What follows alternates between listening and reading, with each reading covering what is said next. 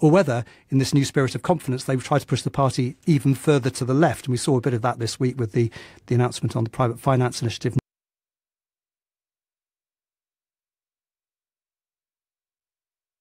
Further to the left, and we saw a bit of that this week with the announcement on the private finance initiative.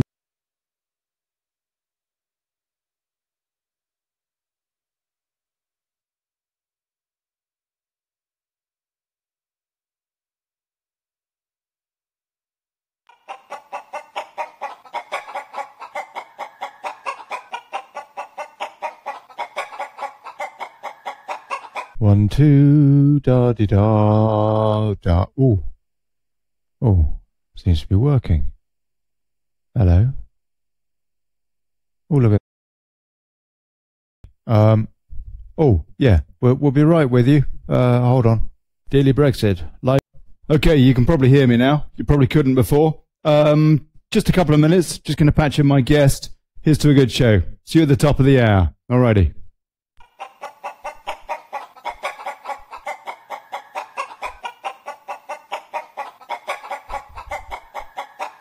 One, two, da di da da.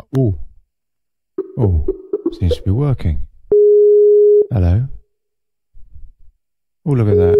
Oh, okay. Oh, yeah. We'll be right with you. Hold on. Daily Brexit live at 5 Tuesdays and Thursdays. Daily Brexit coming up shortly. Live on Tuesdays and Thursdays at 5 p.m. Live at 5 Tuesdays and Thursdays. Daily Brexit, yes, coming up soon. Daily Brexit.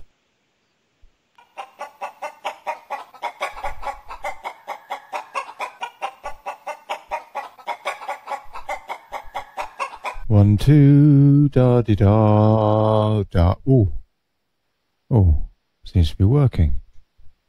Hello. Oh, look at that. Oh, okay. Hello. Oh, yeah. We'll be right with you. Hold on. Daily Brexit live at 5 Tuesdays and Thursdays. Daily Brexit coming up shortly. Live on Tuesdays and Thursdays at 5 p.m. Live at 5 Tuesdays and Thursdays. Daily Brexit, yes, coming up soon. Daily Brexit.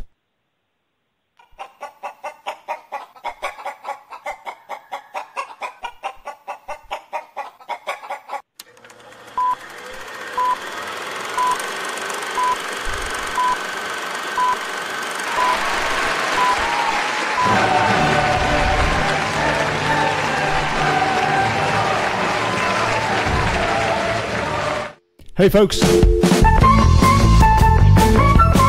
and welcome to the Daily Brexit, holding democracy to account, fighting for self-determination and exposing plutocracy. I'm Olly Connolly. Thanks for showing up. And today, now, the third of this show's UKIP leadership candidate interviews, David Kurten. He'll be pitching political, maybe looking for undecideds, certainly making some points. So I say, let's take a listen. I got lots of questions. Maybe you do too. Please fire away. I'll see you in the comments.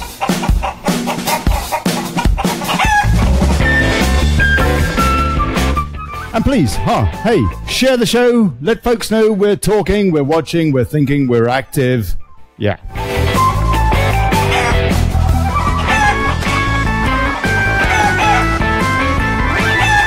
And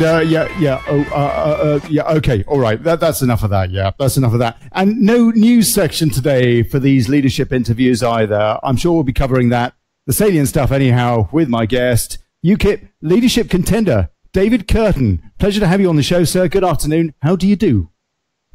Good afternoon. I'm fine, thank you. Good to be here. Good to have you, Good to have you, David. I'm guessing that the votes are nigh on counted. It's all bar over now. I think that most people have sent their votes back in by post, and as far as I know, the counting is going to take place tomorrow or Friday. So we should hear on Friday very soon. We'll hear by midday, won't we? It'll be midday at about 11:30 midday, I understand, on Friday. Who's won? I think It's about 5 o'clock p.m. Who's won? Well, I'm hoping that I've won. Okay. I'm feeling quite good about that. I have a lot of good feedback from people around the country. So, but it's very close to call. So, no one can really say for certain until the votes are counted, and it's announced on Friday evening.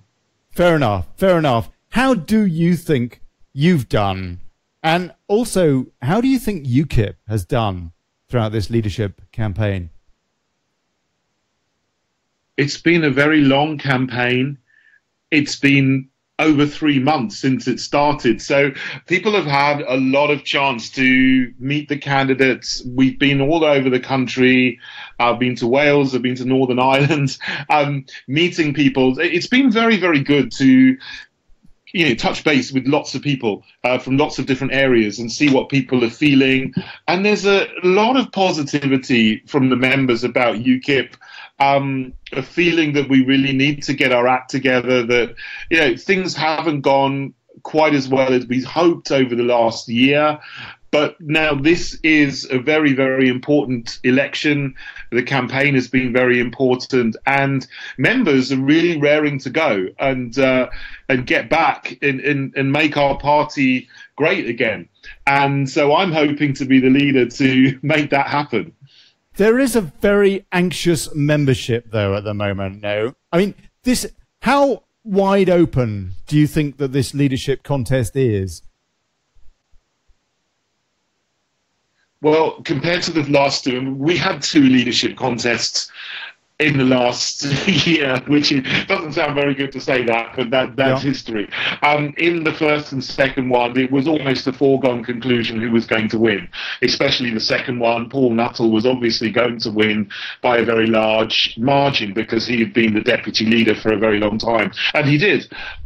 This one, no one can really call it. And the bookies' odds are quite strange. They have Anne-Marie Waters as the favourite, but I wouldn't believe those because the bookies' odds follow the money that people have put in bets, but they don't go and contact the members. They don't go and talk to individual members on the ground and do a survey. So really it's too close to call. I mean, there is one candidate who's an outsider, but there's really a pack of 6, and I'm one of them, obviously, out of the 7. Yes. And it could be any of us, but I think that some of us do have a better chance than others. And I do believe, personally, I'm one of them. You could say I'm an optimist, but I have had a lot of good feedback from people around the country who like what I say. And we had to put some content in our magazine, and people have read that, and they very much like it. So I'm feeling good. The disparity between the candidates, particularly from Anne-Marie Waters on the one hand, and pretty much everyone else on the other, it does seem to many, many of us that UKIP, the future of UKIP, is on a knife edge now. Yeah, the candidates are very different. If you've been to some of the hustings, there's a couple of candidates that I would be fairly similar to in outlook. But, you have Anne-Marie Waters, who's very different. She runs Sharia Watch. She used to be a hard left activist in the Labour Party. I think she was something quite high up in the National Secular Society or something like that. You'd have to check. So sort of the place where she's come from is very, very different to most of the other candidates. And then you have others that are they call themselves true libertarians, would be libertarian economically, but also progressive liberal in their outlook. So I'm more of a social conservative. So there is that difference between the candidates as well. And the future of the party is going to be very, very different depending on who becomes the leader on Friday. Yeah, it certainly is. Do you think that there is a party on Friday a chance on Friday afternoon that the party just kind of implodes? I mean, I know that the other candidates, generally speaking, sympathise at least with what Anne-Marie Waters is saying, but on the off chance that she's the one to win, and she's a strong contender to win, is Nigel Farage right? Is UKIP finished? Well, I don't know. We'll just have to see how it goes. Sure. But sure. It is nonetheless. We are in a situation, are we not, where UKIP, that's been so very important at giving us that referendum, is now in a situation where it might not have a future. I mean, we on the one hand, maybe UKIP could somehow come together and unite, but it looks as though that's going to be very difficult if Anne-Marie Waters wins. If you win, on the other hand, what would you do to pull together the disparity of opinion, which clearly there is in UKIP now? Yeah, there is a lot of different opinion, particularly on social issues, on cultural issues. But we're all united about Brexit. And I think, with Theresa May's speech in Florence last Friday, we can really now see that there is some backtracking taking place, not just in the Labour Party, but in the Conservative Party as well. And there was an election just recently. There wasn't supposed to be, but the promises that have been made by both the major parties have been broken. UKIP is more important than ever to make sure that we get Brexit, but it's not just about Brexit, it's about democracy. If these two parties backtrack on that, then really our democracy is broken. Our democracy is over. We don't have it. And so, there's still a place for UKIP, and we're more important than ever now. And, if I'm the winner, some of the other candidates... Would you prioritise Brexit at the very, very top of the pile, David? I mean, how much emphasis must Brexit have now, in your opinion? Look, it's not just a case of only Brexit. Where Brexit is, of course, the most important issue facing the country, not just for us, but for all the other parties as well. Because we've had this referendum, the people have voted to leave, and this is monumental. It's a monumental change in this country and for Europe as a whole, and will have ramifications around the world. So it's the most important thing for every party. But of course, we are a full political party with policies in every area. We had a particularly good manifesto in 2015, which was fully costed.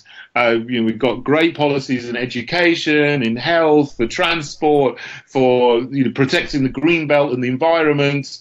Of course, immigration is something that people are concerned about up and down the country. So we are a full spectrum political party. It was not a case of either or, it's a case of both and. We keep Brexit at the top of the agenda because it is at the top of everyone's agenda, but we're also a political party that speaks into all the other areas as well. What do you think of the Lib Lab Con backsliding on the referendum result, as we've seen, for example, most latterly today with Corbyn's speech? Watson yesterday talking about the prospect of a second referendum, or at least keeping the option open. What do you think about Lib Lab Con generally? Can we trust any of them? Well, you mentioned a couple of names, but there's Sadiq Khan as well. There's Chaka Ramuna. You had, in the Conservative side, Philip Hammond and Amber Rudd were talking about a 5-year transition deal, which would effectively keep us in all but name until 2023. That's been shortened until 2024. That's been shortened a little bit. But, it isn't surprising because the vast majority of parliamentarians wanted to stay in the EU for whatever reason. That's, half the Conservative Party, the majority of the Labour Party, all of the Liberal Democrats, they all want to stay in. So, there was no plan for, so we're told, if the country voted to leave. But it does seem the plan is delay, and then have a second referendum a few years down the line and keep us in. And you had Sadiq Khan saying today or yesterday, I think, in a speech, we should have a second referendum on either a deal or stay in the EU. I mean, so this seems to be a recurring feature of all the people who we call Remainers who want to stay in. What would you say to those people that would say that Sadiq Khan is merely reflecting the wishes of his particular electorate? London, as we know, was very, very keen on staying in. Well, you've got to remember in London, there was a big vote to stay in, I think 2.2 million, but there's also 1.5 million voted to leave, which is more than voted for Sadiq Khan to become mayor. I think that was only about 1.1 million. But yes, he is speaking for the majority of Londoners. He's a Blairite in the Labour Party. I mean, that sort of wing of the Labour Party is not a Corbynista, but he wants to stay in the EU. I mean, that's his personal opinion, I think, and he's also going after the London vote. So he's speaking to his constituents and the people that support him. So in a way that isn't surprising, but you still, if you are any kind of elected member that respects democracy in this country, you have to respect the will of the whole of the country, the whole people of the country, and the nation as a whole voted to leave. And you can't have one area saying, well, we're going to go off and be a city-state, we're going to do our own thing. It's part of the nation, so you've got to respect the will of the whole nation. Okay, we've got Daryl Goodliff chipping in here. Sadiq Khan is too tainted by Blairism to be a force even in a post-Corbyn Labour Party. Chris Baxter says, what Corbyn doesn't understand, because he has never tried it, is that running a business is actually very difficult. You don't just print some business cards, pick up some kids from the job centre and count the cash until you can put down the first payment on a new Bentley. Most enterprises run on fine margins and only survive due to hard work of everyone involved, which usually requires a motivated workforce. By and large, Marxist rhetoric about exploitation is outdated and unhelpful. Darren Goodliff also says UKIP used to publish a Christian manifesto. Would you bring that back, he's asking? Okay, well, so the first point about Sadiq Khan. What's the first point again about Sadiq Khan? Well, basically, Daryl is pretty much saying what he thinks of Sadiq Khan, and he's calling him a Blairite, effectively. But so pretty much agreeing with you. Yeah, but he does also ask you about the idea of bringing back a Christian manifesto for UKIP. Yeah. I think that was it was a good thing in 2015, and I think it resonated with a lot of people. I mean, I don't think we should have a specific manifesto, a Christian manifesto, a Jewish manifesto, a manifesto for this and that. But I think these principles are very good, and they should be part of our main manifesto. Particularly the issues regarding freedom of speech. There seems to be a lot of feeling around the country that if you're a Christian, if you have Christian views, if you have traditional views, then you are punished in some way or named and shamed for having those views. And actually, in some cases, it's difficult to hold down a job in some fields because of all of the codes of conduct which come in. These days, with some people are finding themselves getting into trouble if they say, I believe in two genders. There are two genders, male and female, because of the militant transgender activists want to change the definition of gender, which I think a lot of people think is mad. If you want to believe that, fine. But if you believe the traditional view, which is scientific, sometimes you're kicked out of a job or you are sanctioned in some way. And I think that needs to be put in our main manifesto. I personally believe in traditional marriage. I believe that marriage is between a man and a woman. Sometimes you say you support traditional marriage, and people come and they call you, or they call you a bigot. They try to stop you from getting a job. They try to kick you out of your position, and that's absolutely wrong. So the sort of respect and standing up for freedom of speech. David, do you think that's a message that you can make resonate with the British people for them to basically start thinking about how preposterous is political correctness, how dangerous it is, and all the rest of it? I mean, do you think that that's something that UKIP can overcome, this kind of inverted bigotry, if you like? Absolutely.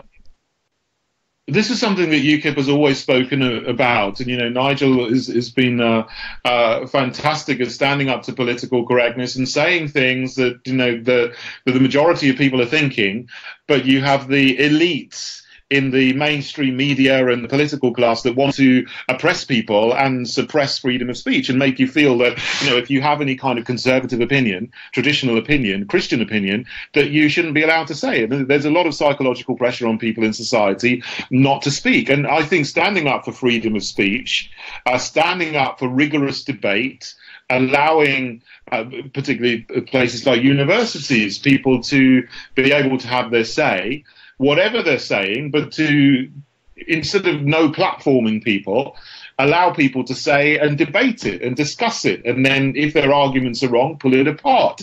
This is peer review. This is how knowledge advances. This is how we come to decisions. So, yeah, I think that will resonate with everybody. And, you know, people can be hauled before the courts today just for telling a joke or just for having a bit of banter that someone hears, that they say, oh, that's hate speech, I'm going to report you to the police. And then, you know, before you know it, you're in 6 months of trouble before you clear your name. This is going on. And people are very anxious about it. And so I think UKIP can speak into this, definitely. Alex Hine asks, David has mentioned he'll be meeting Gina Miller. Now, what's that about? Lawfare, her past challenge to the government. Well, Secondly, you're concerned about cultural Marxism. Do you intend to expound to ordinary members the concept of cultural Marxism, since including it in your leadership speeches? So there's two questions from Alex. Yeah, absolutely. I mean, two questions. The first one about Gina Miller. Yes, there's an event in Ireland. It's in Trinity College, Dublin. So there's a debate. I'm going to be on the panel supporting Brexit. I think Gina Miller's going to be on the panel arguing to stay in the EU, but particularly with the ramifications for Ireland. So I'm looking forward to that. That should be a good event and a good debate. As for cultural Marxism, I have explained it and expanded on it a little bit around the campaign when I've been talking to members around the country, particularly where I've had a longer time than just 5 minutes to give a speech. So you can look online and see some of the speeches I've done for half an hour on cultural Marxism and what it is. But it's essentially, you know, political correctness is one way of talking about it. It's where cultural Marxists want to break. Well, sorry? What would you do? I mean, with the BBC? I mean, they're at the heart of this whole debate. First of all, you've got to start talking about it. Yeah, you've got to talk about what cultural Marxism is, and people have got to understand. And it's a phrase which is coming to the fore, and people are beginning to understand what it is. It's something that wants to break down and deconstruct everything that gives you identity, to leave you just as an atomized individual, controlled by the state, financially and. In your thoughts, in a way. This is why we have hate crime, hate speech, and so on. As I say, the deconstructing the nation to subsume it into the EU is part of cultural Marxism.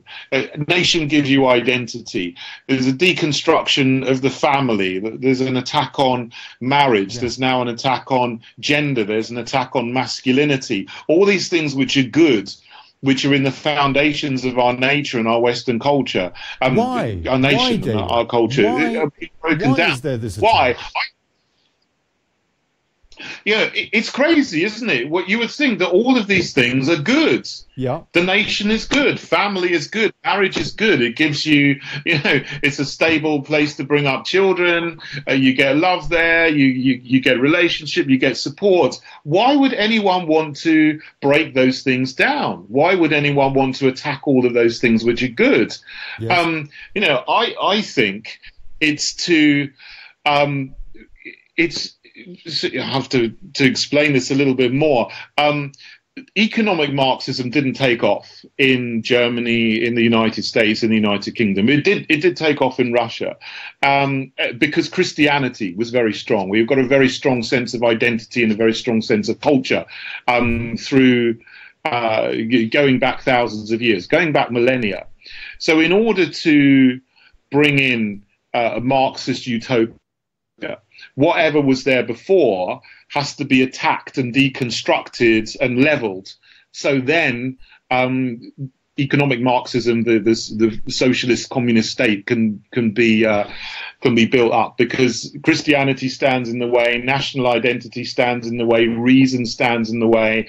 Everything that gives you identity and strength outside the state needs to be swept away, so that people can introduce this atheistic Marxist utopia, which of course will be disastrous, as we've seen in the Soviet Union and as we're seeing right now in Venezuela and countries like that, and North Korea. So it's going to be a very bad idea to do that, but there's still people who are trying to push this, who are idealistic and think it's the best plan for the world. Do you think, so far as the UK is concerned, David, that this is being pushed from both sides of the house, or from the guys behind the curtain on both sides of the house? Is that, would you say it's endemic throughout our political system, that it's a problem just as much as May as it is about both sides of the house? Yeah. I think both sides of the house are really, two hands of the same puppet, if you like. I mean, the Conservatives are really not conservative anymore. Sorry? A duopoly. You have, yeah, if you like, exactly, but you're basically pushing for the same thing. And you see that you have people like Sadiq Khan and Chaka Ramuna, you have Nick Clegg, and you have Vince Cable, and then for the Conservatives you've got Amber Rudd, and you've got Anna Soubry, and they basically all believe the same thing, whether they're lab or con. You have some people outside that, a few who don't adhere to this duopoly, if you like, or this one system of thought. But basically, 2/3 of people in the Parliament all believe the same thing. They're all pushing this progressive liberal agenda. And, Tony Blair talked about standing up to the forces of conservatism 15 years ago or so on, when he was Prime Minister. You have the head of Ofsted, which looks after standards in education, talking about fighting cultural conservatives, anyone who believes in basically faith, flag and family, all these great things that give you identity and support, and wanting to deconstruct them and break them down. And the head of Ofsted, of course, is a position appointed by the Minister for Education. So obviously at the moment, to someone in the Conservative Party, I call them the Conservative in name only party, because they're not really Conservative anymore. I know that you're the UKIP education spokesperson. I wonder what your views are on Common Core. I wonder if you... that's in the... Sorry, David, in terms of this ideology that is being sent through all branches of the public services and being fed to kids, which does seem to be very... I mean, for example, would you prefer to see us coming back to a curriculum where children are taught civics? This is more something that happens in the United States. Is that kind of what you're talking about? The Common Core is... Well, no, I'm really something coming from the US. I'll tell you what, hold on a sec. We've got a call coming in. Just a sec. I'm going to take this call. It's Christine Ford. Christine, are you there? Chris? Chris is gone. Okay. David, no, I was actually talking about something that feeds in with this sort of Marxist ideology, if you like, which...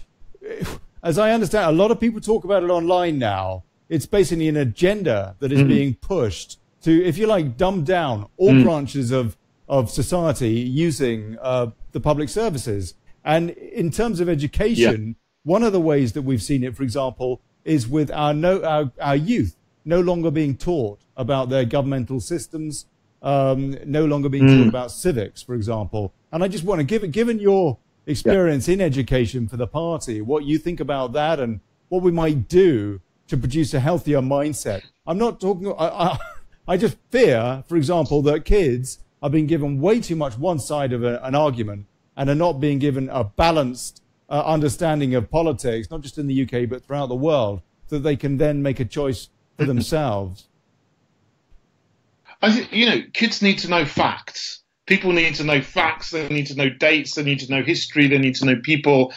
So what's been taken out of education are facts. In many, many cases. So people just don't know important things about history, about politics, about how the country works, about even science. And a lot of it is turned into a focus on methods and experience. And yeah, that has its place. But there's no substitute for sitting down and learning facts and learning the details of how the world works and who's who and where do you go to for this and what happened in history. Because of that, particularly in terms of identity, a lot of children just simply don't know a lot about British history. And frighteningly, people don't know a lot about the evils of communism. They don't know anything about Mao and China, don't know anything about Stalin, don't know anything about the Holodomor in the Ukraine, where 4 million people, I think, were starved to death by Stalin. Might know a little bit about the Second World War, but the Second World War is now being repackaged and rebranded as the European Civil War. Which is utterly ridiculous because the European Union didn't exist until well after the Second World War. And so there's a lot of revisionism in history which simply doesn't give a true mirroring of the facts. It's simply wrong. And children are being taught this. And it's quite worrying. How much do you think of what we've been told about the way we got into the EU off the back of the EEC is honest?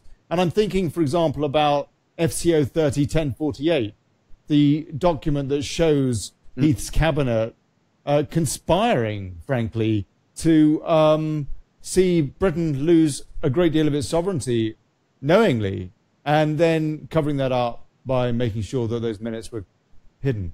Eventually came out, and now we know that. Well, what do you think about the official version of events, and how much can we do to try and educate people about the truth about the origin of the EU?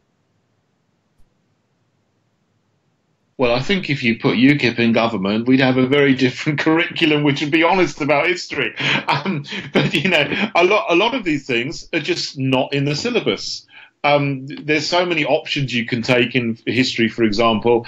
I don't think any children would know of this particular document and how Ted Heath got us in without actually being truthful about what was going on. I don't think many children would know the names of some of the founding fathers of Europe, like Monet and Richard Coudenhove-Kalergi, who was the first person to win the Charlemagne Prize, the EU's highest accolade for the person who does most for European integration, and all the things that he said and the you buy that? You think that what he says, the Coudenhove-Kalergi plan, you think that is basically what's been going on, for example? Well, I mean, there's a wider thing than that. I mean, the Coudenhove-Kalergi plan, whether that's true or not, I don't know. But he was.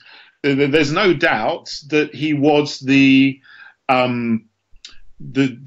driving force behind the pan-European movement, which started in Vienna in the 1930s, and he won the prize for it. He was the first winner of the Charlemagne Prize, and he did write this book called Practical Idealism, and it's a long, rambling book, but there are some passages in there which talk about creating a Eurasian. A mixed race of Europeans, Asians, and Africans, and they're going to be the people of the future. I mean, he did write that. That's in his book. I don't think that would be taught in history classes. Right. But on a more sort of mundane level, ask a school kid, ask a school child, do you know what the Nice Treaty is? Do you know what the Maastricht Treaty is? The Amsterdam Treaty, the Lisbon Treaty? Do you know all of these things and what they've done and the effect of them on our country? Do you know anything about the European Commission, the Parliament, the European Court of Justice? What's the difference between the European Union and the Council of Europe, and what powers do they have? I don't think many people who are school children even know that. Or if they do, they wouldn't see the danger of that to our democracy. Okay, let's take a few comments here then. Alex Hine, Coudenhove-Kalergi is a real prize for ever closer EU hegemony and expansion. Didn't Merkel win that prize? Sam Phipps, yep, I'm not sure what about actually. Darren Goodliff, whoever wins leader has to immediately reach out to his opponent because they won't win many votes or by March. Gav Hughes, let's concentrate on leaving, getting out, then we can clean out the SH1T. Sharon Briscoe, a lot of the women I've spoken to are against UKIP as they think UKIP are anti-women. Some are looking after small children at home and are confused as to how they can do that and support UKIP as they are not clear on women at home looking after children. Also, benefits. What's their stance on those? And housing benefit. Lots of people suffering with both of those. Does not affect me, as I cannot claim even my stamp. Because when I try, they say I have to go back to work even though I am not fit enough. What would you say to Sharon about her concerns for women and indeed benefits as well? Well, I mean, I think that, women who want to stay at home and look after their children is a wonderful thing. And this is a case where you've got the Lib Lab con parties pushing a certain agenda to try and get women to go out to work as soon as possible after they've had their children. Actually, I think that is a very good thing for women to stay at home for 2 or 3 years, look after their children, and form a bond between themselves and their child. I mean, it's just natural. I think it's a fantastic thing. And I think that, we could use the tax system far better to support families and to support women who want to stay at home and look after their children, particularly in the first 3 or 4 years before they go to school. As for benefits and housing benefit, for people who really need help, who have really fallen on hard times, that's what the benefit system is there for. But there's a lot of benefits that we give out, particularly, we talk about immigration, and this is something that I think is treading on political incorrectness here. But there are a lot of people who come from abroad, have a lot of children, get housing benefit, can live in a nice house, and go to the front of the queue for benefits above British people, and I think that that's absolutely wrong. And there's a lot of money spent on the benefit system, which really we need to look at how that's spent more effectively and more efficiently. What about limits on kids that receive child benefit? Would you advocate for that? Well, I think that was in our 2015 manifesto, that there should be, 2 or 3. I think there was some debate about whether it's 2 or 3 children. That, you can get child benefit for the first 2 children or the first 3 children. But, if you have more than that, then, you pay for children yourself. I mean, you can't expect the state to pay for 8, 9, 10 children if you have that many children, because it's actually not the state's money, it's other people's money, it's taxpayers' money. The people are working, and there's a limit to how much you should give out for child benefit per family. Just to go back to the administrative side of the debate, David, and what you would do for UKIP. You've talked a little bit about how you would encourage grassroots. What are your thoughts on John Rhys-Evans' ideas for direct democracy? Would you agree that there needs to be a wider consensus of opinion rather than for policy to be dictated by a top-heavy leadership? We need, to an extent, it's a good thing. And it's a good thing to find out people's opinions. But you still need a leader. I think if you're going to have a leader's job is to lead the party, and you could have a situation where the people who get involved in direct democracy are keyboard warriors, people who would spend 2 or 3 hours on their computer every night voting on lots of things. But a lot of the members of UKIP don't even have a computer. Yes. Still do things through the post and like to talk to people on the phone.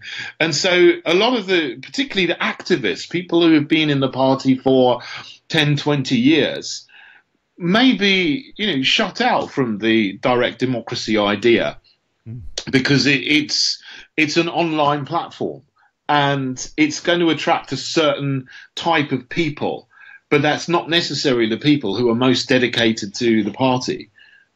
So it has its place, but I wouldn't make it 100% of how we formulate policy. That wouldn't be the right thing to do. Would you work with any of your fellow contenders? Certainly, I would work with Henry Bolton. I could work with John Rhys-Evans. And they are good candidates, and we get on very well. There are some people that I would be more reticent to work with, but I need to know exactly what their vision is. But those two I would certainly work with. What would you say to Darrell Goodliffe? He says, no, a leader's job is to represent the party as a collective, not to tell it what to do. The safeguards in direct democracy have already been discussed. Being scared of DD is to mistrust members. Well, yeah, they've been discussed, but I still have my own opinion. And sure. My opinion is that, yes, it is good. It has its place in finding out members' ideas and getting people involved, but it isn't the thing to put at the centre of policy formulation.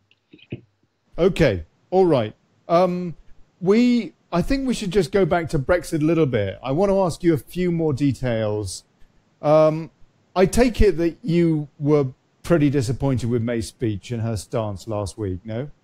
Yeah, absolutely. I mean, she's not committed to leaving in full at the end of the Article 50 period. We're going to have a transition deal. We're still going to be paying money. We're still going to have freedom of movement of labour to some extent. We don't know what extent. And we'll still be under the jurisdiction of the European Court of Justice to some extent. So all of those things mean that we're half in and we're half out. We need to come fully out, either at the end of the period or ideally a lot before. We could already be out by now. Do you think, though, on the other hand, for example, Henry Bolton came on the other day and he said, we do need to look at a transition. It's just sensible. Otherwise, it could be chaotic. How much do you sympathise with that take? I respect Henry a lot. He's a good man. But the language that some of the people in the mainstream media use about, if we don't have a transition deal, we're going to fall off a cliff edge. And this is great neuro-linguistic programming. It makes you think of a disaster or an accident. But it's not going to happen like that. We can leave and we can do what we like. And I think May is a very, very bad negotiator. She's given away a lot. There hasn't been any concession from Barnier or Verhofstadt or any of the other negotiators. The EU are calling the tunes, and she's jumping to their tunes. We can leave now if we want to. We can write the EU law that we've outsourced in these areas like environment and employment, etc., into UK law, and then we can repeal the European Communities Act, and then we'll be out. That's it. That's all we need to do. Do you sympathise with the recent So the protests? idea that we needed... Sorry, David. No, carry on. Yeah, I mean, the idea that we need a transition deal, it's a delaying tactic, I think. We already had 9 months between the referendum and triggering Article 50. That was a delay. Then there's 2 years for Article 50. And then now we're going to have another 2 years of a transition period. Then what's going to happen at the end of that 2 years? Well, we have another 2 years until after the next election. And then will we have another vote? Will we have another referendum? Some people are calling increasingly to have another referendum after the next election. Well, that means that some people are thinking that we'll still be having a transition arrangement which is getting longer and longer and longer and going to take us to beyond 2022. So I say no. We just got to get out and make the best of it. And there's a lot of good to be had from leaving. And you don't see any problem with reverting to WTO rules? No, not at all. The thing with reverting to WTO rules is there will be some tariffs on British produce being sold to the EU. Yeah. But there will also it was be... mentioned by the States today, wasn't it? Possibly they might put a tariff, an enormous tariff, on planes that we sell to the US, for example. Carry on. That's a specific case with a specific company being sold to the US, and with that specific case, that's going to affect a lot of workers in Northern Ireland. Absolutely going to be terrible for Northern Irish workers there. But that's one particular company, but that's not with the EU. No, sure. Sure, but absolutely. If we do go to WTO rules, yes, British companies will have to pay tariffs to the EU, but EU companies will also have to pay tariffs to sell their goods in Britain. And because they export more, they will be paying more in tariffs. So we can take those tariffs and just use them to pay the tariffs of British companies selling to the EU, and we can keep the what's left over and put it into the exchequer. So it isn't really a problem. It's not going to mean that any businesses are any worse off if we do it that way. Okay, a few more comments. David Clark, we should have been out straight after the referendum. Transition is just stringing it out on behalf of the global establishment elite. UKIP have got to be radical on this, whoever wins the leadership race, because otherwise there's every chance we will have a Labour government and allies with the Lib Dems and the SNP who have strangely gone quiet. Daryl Goodlett, sorry, carry on. No, that's absolutely right. So it hit the nail on the head. And yeah, this is exactly what I'll be saying with a lot of strength after, if I'm a leader. Marty Kane, we need to be... Go on. Carry on. No, we need to be very strong on this. The transition deal is just the transition period is just a delaying tactic, and it's going to go on and on and on. You can see this happening with this what document. You say, David, I take it you have no sympathy whatsoever with EFTA, with joining the European Economic Area. Well, with the European Economic Area, we'll still be forced to obey lots of the directives and regulations that come from the Commission. The point of leaving the EU is that we're free of those things. Yes. And we'll also still have to take in freedom of movement of labour. And that's another point of leaving the EU. So that's not what people voted for. What do you think in terms of settlement? There is an argument to say, for example, that we've got this budget for another couple of years. Maybe we should just, if you like, honour that and then have done with it. What would you say to that argument? Well, up to 2019, if we do stay until 2019, we're still in the EU until we leave. So, I certainly would say after we leave, we shouldn't be paying a penny. We should have already left, and we shouldn't be paying anything, now. If the Conservative Party had done what they said they would do with this brochure that went out before the referendum campaigning period started, it said that we will implement what you choose. And Cameron said he would trigger Article 50 on day 1, 24th of June, 2016. We could already be out by now if they'd done some good negotiations. That hasn't happened. But certainly, after the end of the Article 50 period in March 2019, we shouldn't be paying a penny. We're coming out then. That's the end of it. Okay. Point made. Carl Dean Pearson, We need to emphasise we are the party for the United Kingdom of Great Britain and Northern Ireland. The Tories hide behind that label at the moment. And he also asks, if elected, how would you help increase interest in UKIP in Scotland? As it is extremely hard. The media smear us down, up there, I guess, just as bad as down south. We need to increase membership and get more actives. I feel because Scotland has the SNP, we are on a different playing field up here. Yeah, Scotland is very important. I actually went to university in Scotland, in St Andrews, so I know it well. With Scotland, the political situation there is very different, but I think people do want a real small c Conservative Party. Sorry, David, you broke up then. And that isn't the Scottish Conservative. You broke up then. Can you hear me again now? Yeah, I can. You are breaking up a little bit, but carry on. Say that again, please.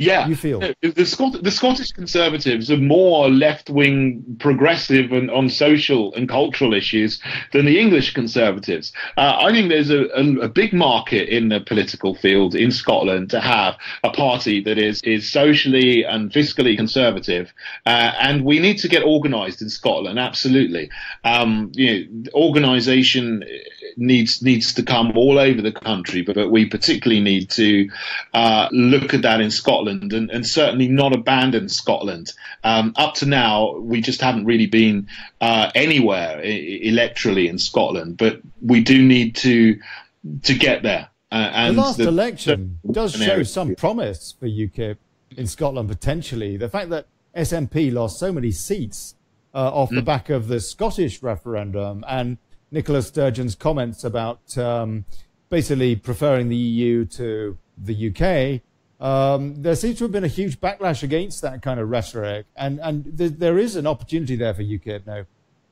Yeah, absolutely. There is a big opportunity. So we've got to take it, and we've got to get on the pitch and start playing. We only put 10 candidates up in. I think there's 70 odd seats in Scotland. We only had 10 standing. That's not enough. We need to get candidates in every seat in Scotland, and need to start showing that we're serious about campaigning in Scotland. And so that's something I'll certainly be looking into.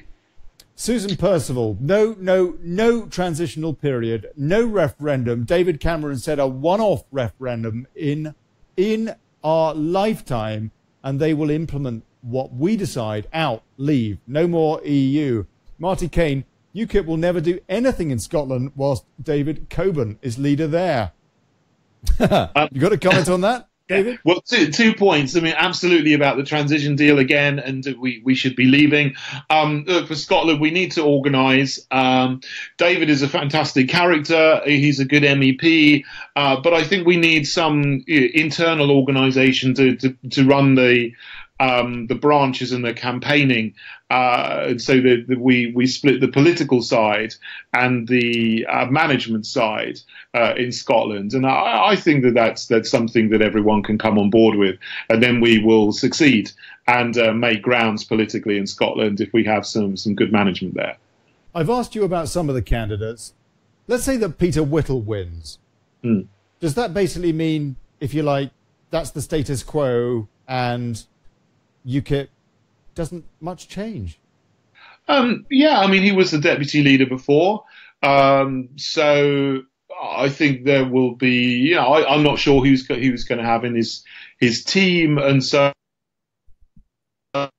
on, but yeah, there probably will be some similarities to how the party operated before and how it operates in the future if he's leader. But I can't say. We'll have to wait and see who's the leader and what they're going to do. So I can't speculate too much about what will happen in that case.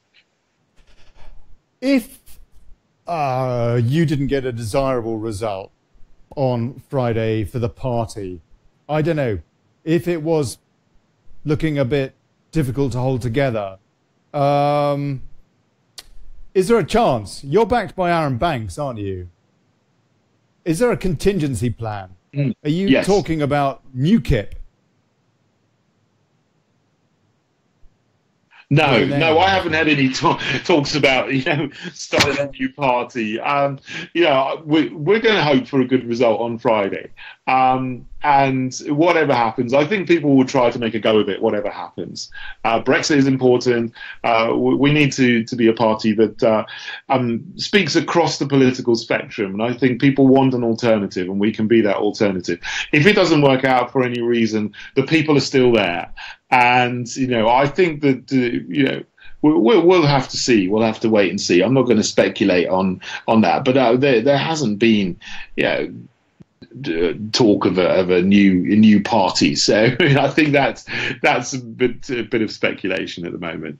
What do you think about those people that would argue that UKIP really isn't going to get anywhere now with Nigel Farage? I mean, I'm still getting comments. I've had comments during this conversation with you to that effect. We're still getting comments like this. Is the party going to be able to move on now, post-Farage, finally? Because really, Paul Nuttall, bless him, he didn't stand a chance in those shoes, did he? Well, things didn't work out quite as we'd hoped. And I think that there was initially a lot of excitement and expectation when Paul Nuttall came into the job. Unfortunately, with the Stoke campaign, we didn't win Stoke, and then there was disappointment about that, and things didn't quite work out as we wanted. So, that's water under the bridge. But, we have another chance to bounce back now with a new leader, and there's a lot of candidates who are excited about that. I'm excited about it, and I'm excited about, where we can go and how we can bounce back and get back into the polls and into the game. So and lots of people are going to be watching to see what's going to happen, and lots of people do want us to do well. I know that, so I think that it'll be good. David, look, I appreciate all that. I've asked you, I guess, all the questions, pretty much the main questions. I think you've pretty much covered the bases, and I got to say, you've done it way quicker than the other two leadership contender guests that I had. You're very, very succinct, and frankly, I appreciate that.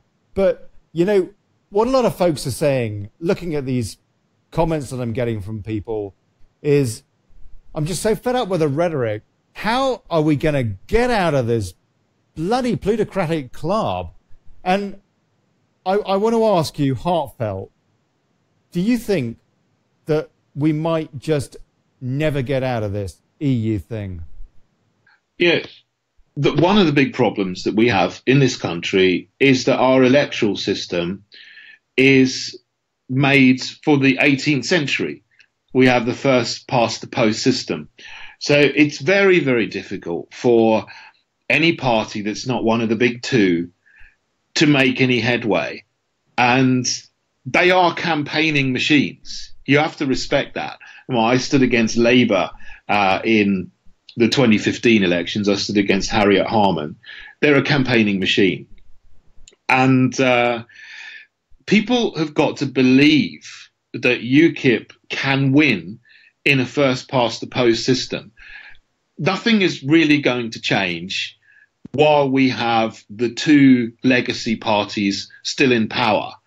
It is easier in some of the other countries in Europe. You saw at the weekend the Alternative für Deutschland get into the Bundestag for the first time. It's directly proportional. They get 13% of the vote. They get 13% of the seats or more, because the ones under 5% get cut off.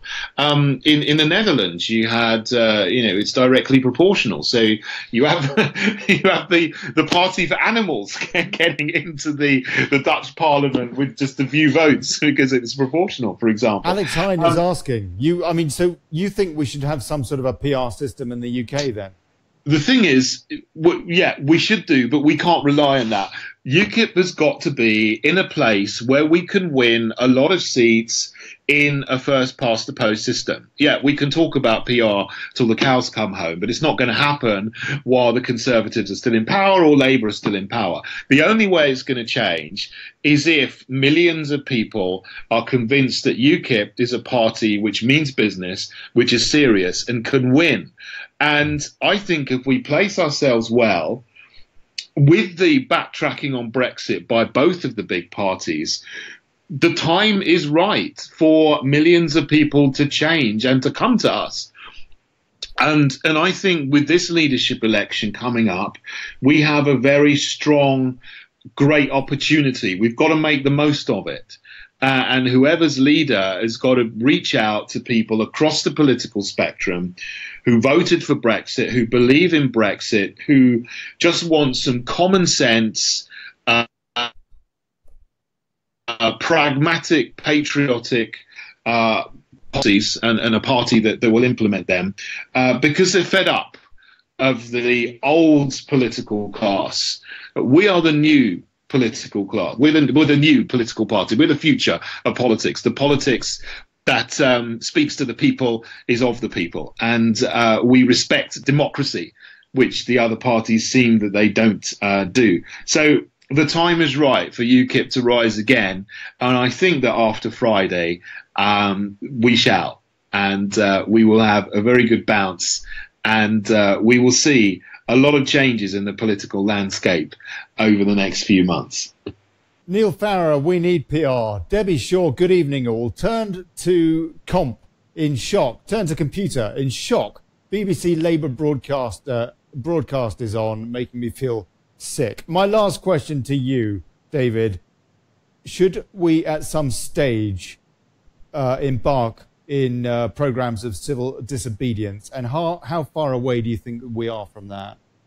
I would never want to go into civil disobedience. I mean, it's not a good route to go down. I don't want us to emulate the worst aspects of the left. I mean, we have to do this in a non-violent manner. It doesn't necessarily need to be violent, though, does it? Nor even unlawful necessarily. Yeah, obviously, if we're lawful, we absolutely have to respect the law and to respect the police and to respect other people. Absolutely, but I think we can do this at the ballot box. That's the best way. And the next election is, it's ostensibly going to be in 2022, but it may well be a lot before that, because the Conservatives have a very slim majority. There's usually 5 or 6 by-elections every year. They only need to lose 10 seats, and then there could be a vote of no confidence. So we may well have another election well before Theresa May had planned. So we have to be ready for the next election. And we have to be ready to implement what the people want. Well, I want to say a very, very big cheers to you, David. I really appreciate you coming on. Is there anything in particular that you would like to say? Because I hear you. I mean, we could have gone on for longer, but I just think you've been pretty succinct. And I think all in all, people's questions have been answered tonight. Great. Oh, I could talk for longer if you want to. But, I imagine you could. I have to as a politician, but no, I think if you can give an answer succinctly, that's wonderful. I think people need to know what you stand for, and you need to be able to say it as in these days, the days of the sound bites, you have to try to say things as economically as possible. But I'm very much hoping that this will be a new era for UKIP, and the political landscape, as I said, is changing. You have the Lib Lab cons emerging into one, and there's a big space there for UKIP to take in the political spectrum.